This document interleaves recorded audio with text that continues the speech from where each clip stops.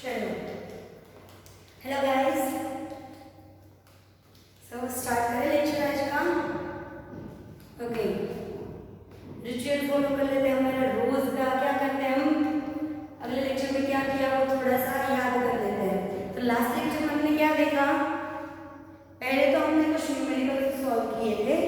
जो हमें क्या करने थे कि आपका जो मॉलिक्यूल का लुईस स्ट्रक्चर बनता है, वो स्ट्रक्चर बनाने के लिए आपके जो 3 या 4 स्टेप्स है, वो स्टेप फॉलो करके किसी भी हमें 2 या 3 हमने ऐसे मॉलिक्यूल्स लिए थे जिनको हमने उनका लुईस स्ट्रक्चर दिखाया था। उसके बाद हमने देखा था एक बिल्कुल नया टॉपिक, फॉर्मल चार्ज।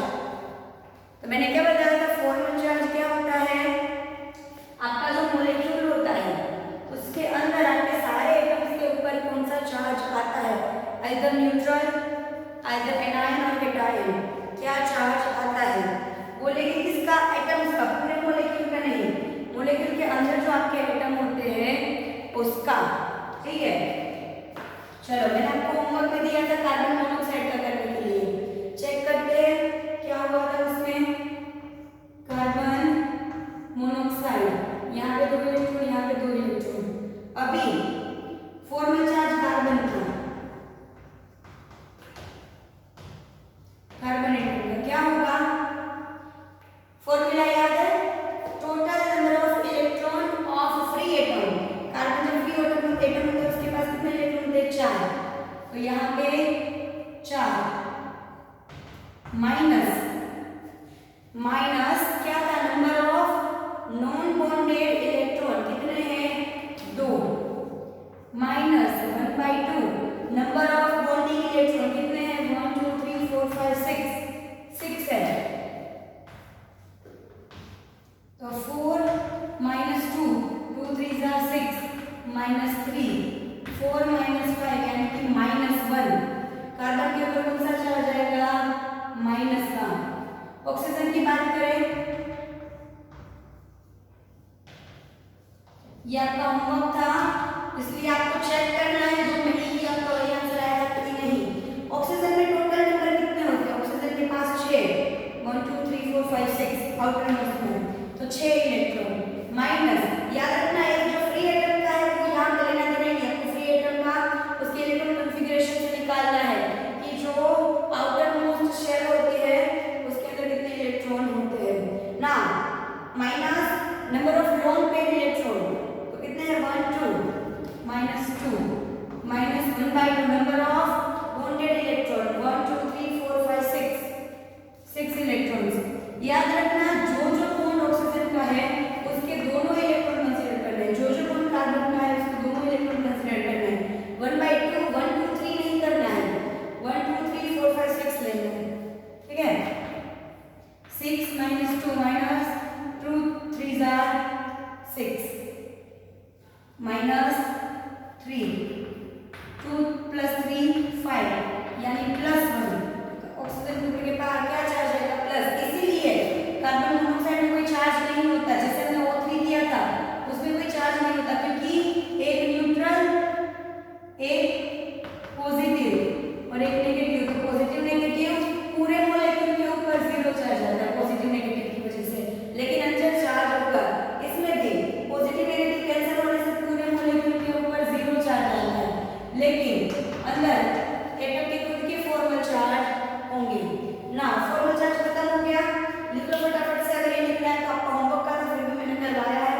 ठीक है, चलो अभी आज क्या देखने वाले हैं, तो आज हम देखेंगे कि क्या ऑक्टेट रूल आपके सारे मॉलिक्यूल सारे एटम्स फॉलो करते हैं, आपके पीरियोडिक टेबल के सारे एटम्स फॉलो करते हैं, यानी कि लिमिटेशंस कौन कौन नहीं करता, क्यों नहीं करता, limitations of octet rule, limitations of octet rule.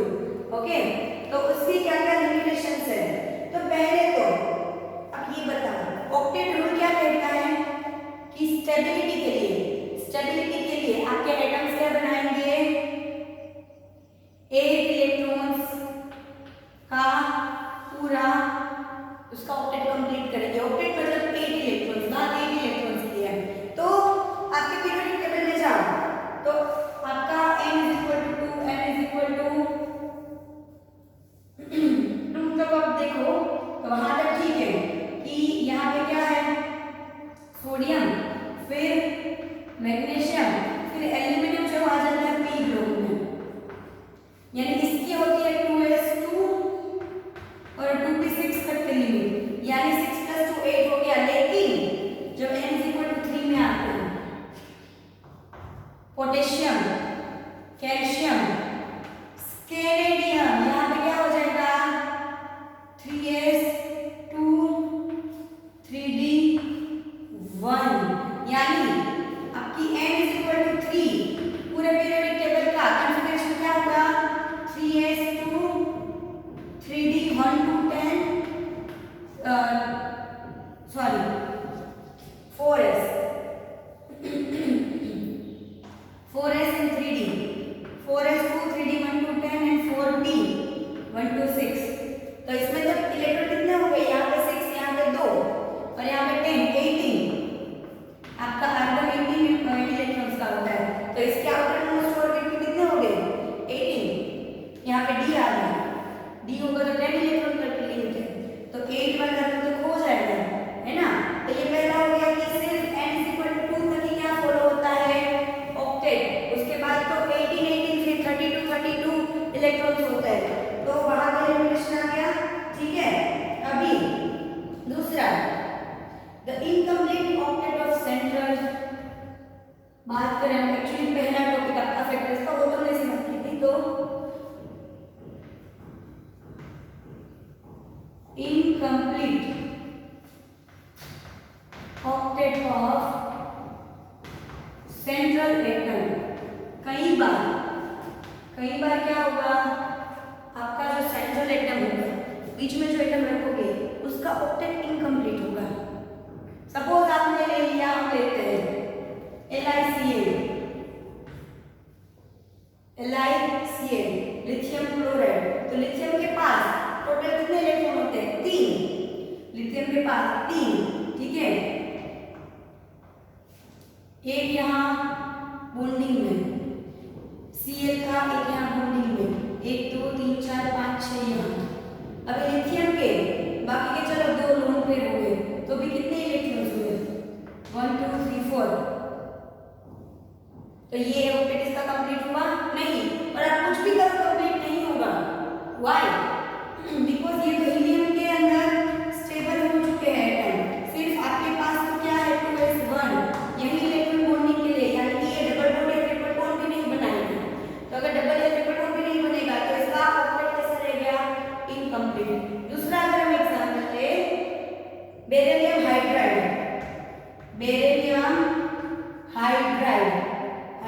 Okay, तो यहाँ पे बेरिलियम, यहाँ पे हाइड्रोजन, यहाँ पे हाइड्रोजन। बेरिलियम के पास कितने इलेक्ट्रॉन होते हैं 4, सपोज 2 लोन पेयर हो गए, एक यहाँ बॉन्डिंग में, यहाँ हाइड्रोजन का बॉन्डिंग में, यहाँ, तो बेरिलियम का 1 2 3 4 5 6 सिर्फ 6 ही हुए।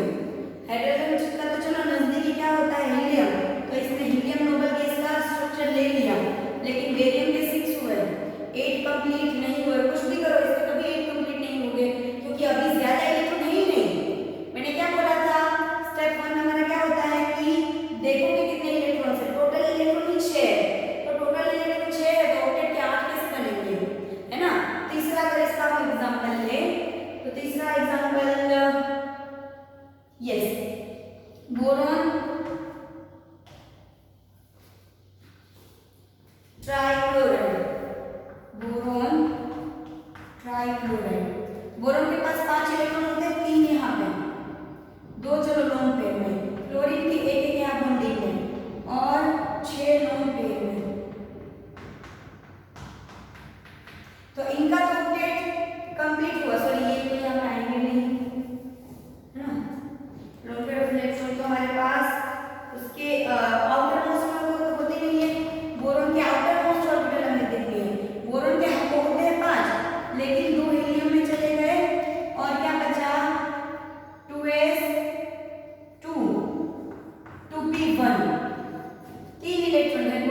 पास तीनों इलेक्ट्रॉन या बॉन्डिंग में हो गए, तो इनके तो 8 हो गए, ये 8 ये 8 ये 8, लेकिन बोरोन के कितने हो गए 6, 2 रह गए।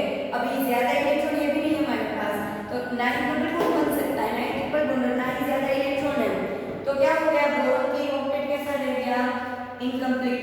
तो एक लिमिटेशन क्या हो गई incomplete octet of central atom. फटाफट से लिख लो, चलो दूसरा करना है फिर। दूसरा हमारे पास है odd electron molecular.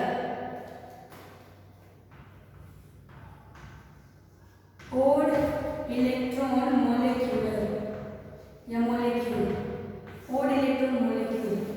Odd electron molecule क्या होता है, मतलब कि आपका जो आपको पता है कि इलेक्ट्रॉन्स या तो बॉन्ड बनाते हैं तब स्टेबल होते हैं, अगर बॉन्ड में नहीं है तो लोन पेयर ऑफ इलेक्ट्रॉन में रहेंगे। लोन पेयर ऑफ इलेक्ट्रॉन में अकेला इलेक्ट्रॉन जो रहेगा वो तो फ्री होगा मूव करने के लिए, वो एक जगह पे थोड़ी रहेगा, वो तो अकेला इलेक्ट्रॉन तो फ्री हो जाएगा, फ्री इलेक्ट्रॉन मोबाइल इलेक्ट्रॉन। तो इलेक्ट्रॉन का लोन पेयर में या तो बॉन्डिंग में होना जरूरी है, लेकिन कुछ आपके मॉलिक्यूल्स ऐसे हैं जिसमें बॉन्डिंग होने के बाद अगर बॉन्डिंग हम लुईस स्ट्रक्चर के अकॉर्डिंग करें, लुईस के ऑक्टेट के रूल अकॉर्डिंग बॉन्डिंग करें, तो उसके पास और नंबर आते हैं इलेक्ट्रॉन के। कैसे, एक एग्जांपल हम लोग लेते हैं NO।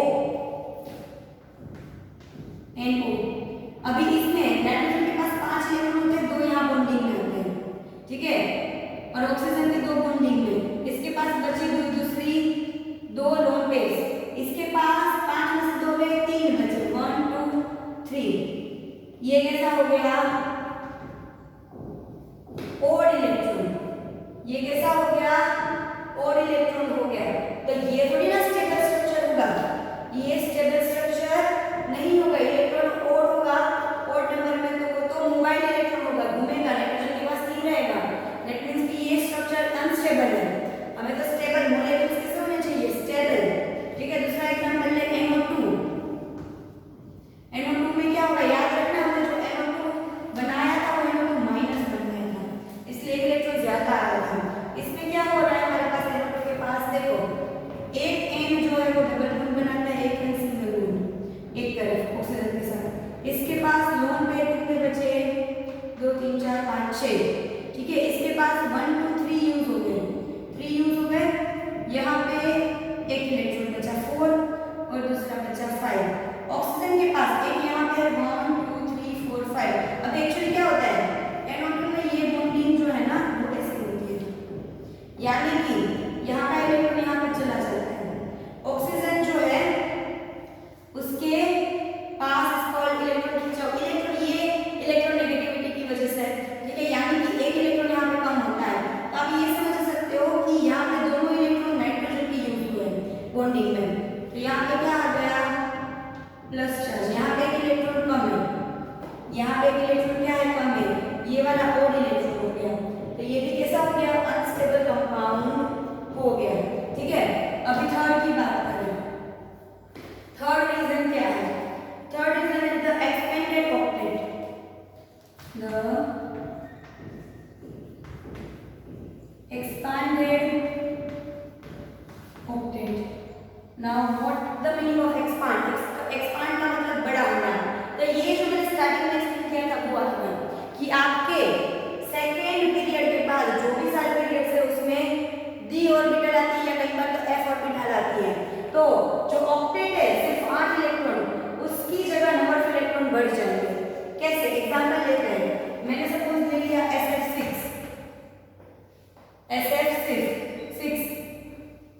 सल्फर हेक्साफ्लोराइड या हेक्साफ्लोराइड थायोहेक्साफ्लोराइड, कुछ भी बोल सकते हैं, सल्फर को थायो भी बोल सकते हैं। दूसरा PF6 ले लेते हैं, ठीक है, PF5 क्योंकि इसकी वजह से 5 होती है, और H2SO4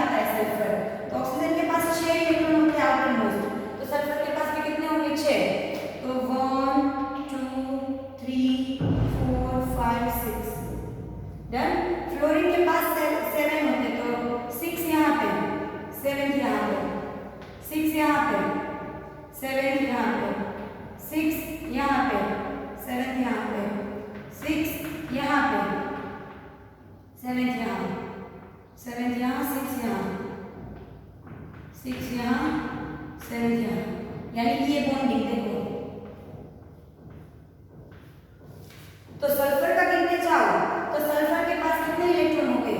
फ्लोरीन का ऑक्टेट कंप्लीट हुआ, ठीक है। सल्फर के पास अंदर के 6 और बॉन्डिंग के सामने वाले 6, ये 6, ये पूरा आपको गिनना रहेगा। तो ये 6 और बाहर के 6, 6 + 6 कितने हो गए? 12 इलेक्ट्रॉन हो गए सल्फर के पास, यानी कि ऑक्टेट से बढ़ गए। pF5 देखो, बीच में P, F F F F F, ठीक है। तो इसने यहाँ पे बॉन्डिंग बनाई होगी P ने, तो ये कितने इलेक्ट्रॉन के? 1 2 3 4 5 6 7 8 9 10। P के पास कितने इलेक्ट्रॉन हो गए? 10 इलेक्ट्रॉन। सल्फर फ्लोरीन के पास तो ये यही होगा कि 6 लोन पेयर हो गए, एक यहाँ बॉन्डिंग में और एक सामने वाला, यानी इसका तो ऑक्टेट कंप्लीट होता है फ्लोरीन का, क्योंकि वो P ग्रुप में आता है। लेकिन सल्फर जो सॉरी आपका जो फास्फोरस है, फास्फोरस का इलेक्ट्रॉन जो है वो बढ़ रहे हैं, ठीक है। कितने हो रहे हैं? 10 इलेक्ट्रॉन्स ना। H2SO4, H2SO4 में इस तरह का स्ट्रक्चर होता है, 2 OH लगे हुए होते हैं, 2 डबल बॉन्डेड ऑक्सीजन, ये इसका स्ट्रक्चर होता है, ठीक है। इसमें स्ट्रक्चर ऑक्सीजन का देखो, ऑक्सीजन के पास यहाँ पर 2 लोन पेयर होंगे, इसके पास 2 लोन पेयर, इसके पास 2 लोन पेयर, इसके पास 2 लोन पेयर, यानी कि 4 इलेक्ट्रॉन, ठीक है। तो ऑक्सीजन के कितने हो गए? 1 2 3 4 5 6 7 8। ऑक्सीजन के अलग आइडेंटिटी हो रहे। सल्फर के देखो 1 2 3 4 5 6 7 8 9 10 11 12। सल्फर के कितने इलेक्ट्रॉन हो गए? 12 इलेक्ट्रॉन। 1 2 3 4 5 6 7 8 9 10 11 12 12 इलेक्ट्रॉन। सल्फर का कितने सारे इलेक्ट्रॉन गिनने होते हैं, ठीक है। तो कितने हो गए? 12 इलेक्ट्रॉन हो गए ऑक्टेट रूल के अकॉर्डिंग। तो ये तीनों कैसे हो रहे हैं? बढ़ रहे हैं। आपके जो ऑक्टेट रूल में 8 इलेक्ट्रॉन चाहिए उससे बढ़ रहे हैं। तो ये क्या हो गए? तीनों हमारे लिमिटेशंस। कुछ और है, पहले ये लिख लो, चलो फिर वो बात करते हैं। 2-3 और ड्रॉबैक्स है, लिख लिया। 2-3 और ड्रॉबैक्स है हमारे पास। वो क्या है कि आपको पता है ऑक्टेट रूल किसके ऊपर बेस्ड है? ऑक्टेट रूल में ये होता है कि आपका जो जिसका ऑक्टेट इनकम्प्लीट होता है वो इलेक्ट्रॉन शेयर करके क्या करता है? नोबल गैस जैसा स्ट्रक्चर बनाता है। क्यों नोबल गैस जैसा? क्योंकि नोबल गैस इनर्ट होते हैं। इनर्ट मतलब नॉन रिएक्टिव, इनर्ट मतलब नॉन रिएक्टिव।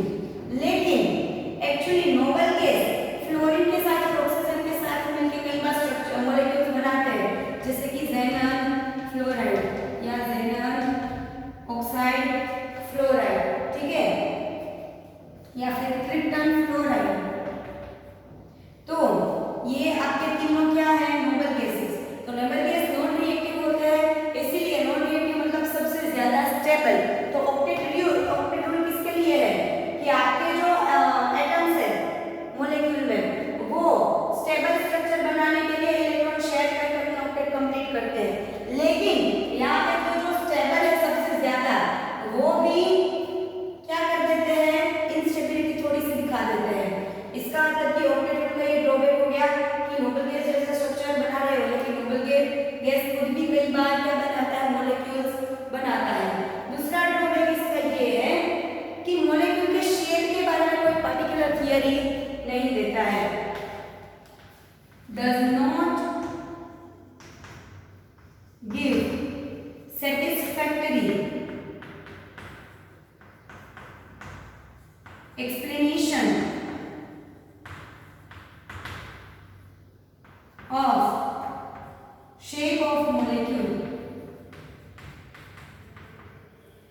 कितने इलेक्ट्रॉन बॉन्ड बना रहे हैं उससे हमें शेप का पता तो नहीं चल रहा है। जैसे कि कार्बन को तो हम ऐसे दिखा रहे हैं, चार तरफ हाइड्रोजन, तो भी इसका ऑक्टेट तो कंप्लीट हो रहा है। लेकिन क्या कार्बन का ऐसा शेप होगा कि बीच में कार्बन और चारों कॉर्नर पे हाइड्रोजन, या कुछ ऐसा